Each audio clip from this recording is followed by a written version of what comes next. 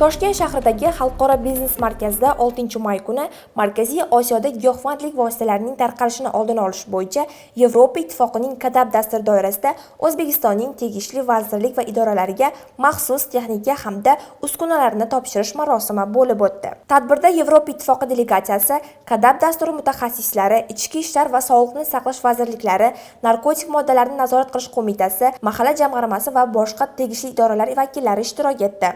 Bugungi tadbirimiz mahallalarimizda va umuman olgan O'zbekiston yurtimizda ko'rilayotgan choralarimizni yanada bosqichga olib chiqish. Albatta bu Yevropa Ittifoqining O'zbekistonga ko'rsatayotgan bu xizmatlari albatta yurtimizda bu kabi salbiy illatlarni oldini olishga xizmat qiladi.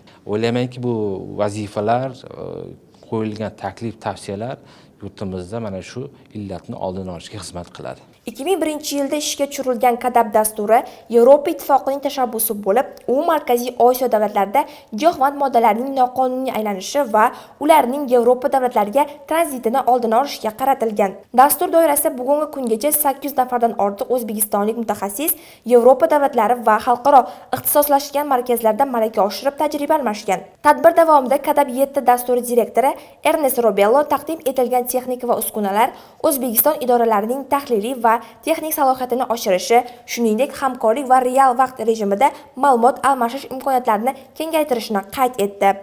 The European Union funded the KADAP program. Yevropa Ittifoqi tomonidan moliyalashtirilgan KADAP dasturi O'zbekiston hukumatining giyohvandlikka qarshi kurashdagi sa'y-harakatlarini faxr bilan qo'llab-quvvatlaydi.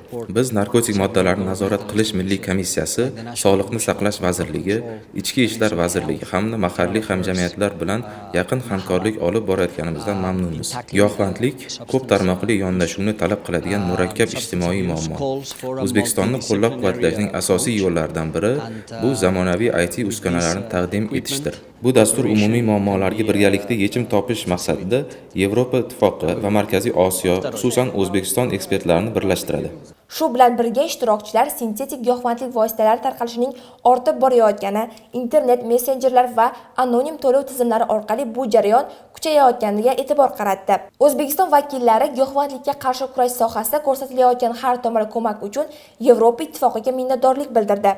Mana bugungi bo'lib o'tgan Yevropa Ittifoqini vakillarini KADAP 7-fazasi doirasida amalga oshirilayotgan ishlar bizani aynan narkologiya xizmati uchun bizni respublikamizda tarqalish xavfi yuqorilab borayotgan o'sha giyohvandlik, zaharvandlik kabi illatlarni oldini olishda, qolaversa ularni o'z vaqtida erta tashxislab, davolab, qolaversa ularni jamiyatimizga qayta reintegratsiya, tibbiy ijtimoiy reabilitatsiya qilib qaytarish uchun juda ham katta ahamiyatli demak loyiha bo'lib xizmat qiladi. Tadbir yakunida tomonlar KADAP dasturi doirasidagi O'zbekiston va Yevropa Ittifoqi mamlakatlari o'rtasidagi hamkorlikni yanada rivojlantirish, transmilliy giyohvandlik jinoyatchiligiga qarshi samarali kurashishga imkon yaratishga ishonch bildirishdi.